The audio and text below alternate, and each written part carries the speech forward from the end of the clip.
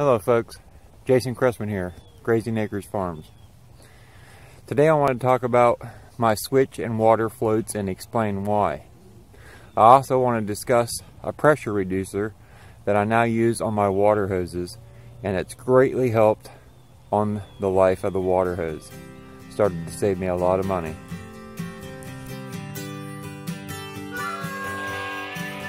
So, in past years, I've used the Little Giant stocking tank or water trough floats. These floats do work very well.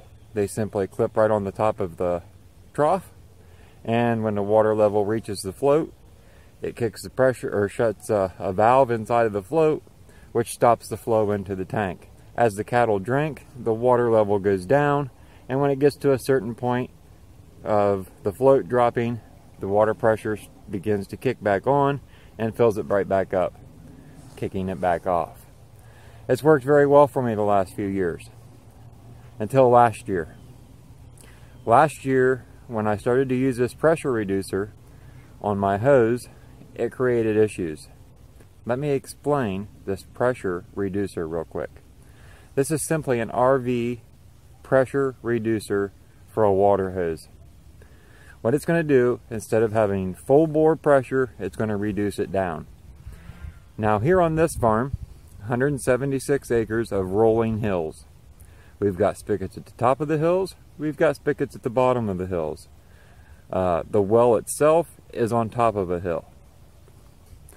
The problem is with the well being on top of the hill, and whenever I am anywhere else on the farm, it's got such great force coming down that hill to get to the spigots that it blows out the hoses over a period of time.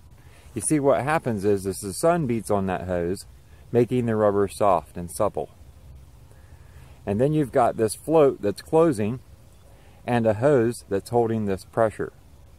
Over a period of time, your little 1-inch hose becomes 1.5 inches, maybe a 2-inch hose, because it expands so much. During this expansion, the walls of the hose get thinner. And then it only takes a little briar, a cow hoof, something silly to put a hole in the hose. And I've battled this for many years now. Well, this pressure reducer has greatly helped. The problem is that when the trough runs low, if my stock tank ain't big enough, and then everybody returns to the trough at the same time, they get a little anxious. They don't want to wait for the water to fill up, so they start pushing the trough around, and before you know it, if you're using one of these top floats, Little Giant top floats, it's probably on the wrong side of the hill. That's what happened to me many times. See, if you use this Little Giant top float, you want it to be at the bottom of the hill. That way your water trough's sitting like this, and as the water level gets up, it reaches the float.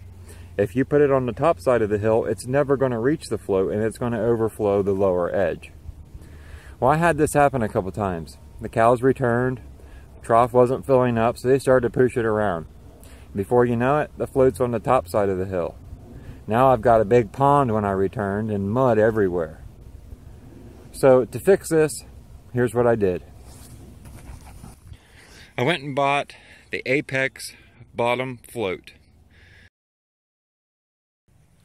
Okay, so to install this, I did have to make a second hole. You can see I've got my drain hole.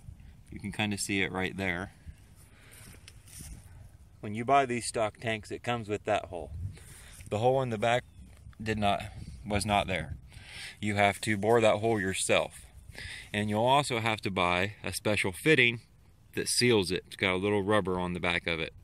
I picked up the fitting itself at Lowe's, and then I have one of them tapered drill bits that's many sizes, and I used it to bore this hole.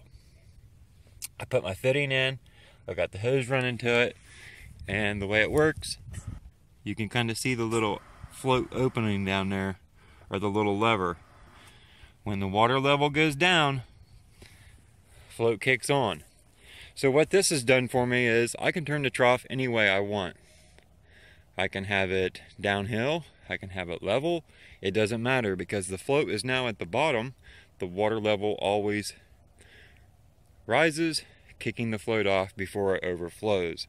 Now the trick is to know how much string or wire to put between the float and the valve itself. That'll take a little playing to do.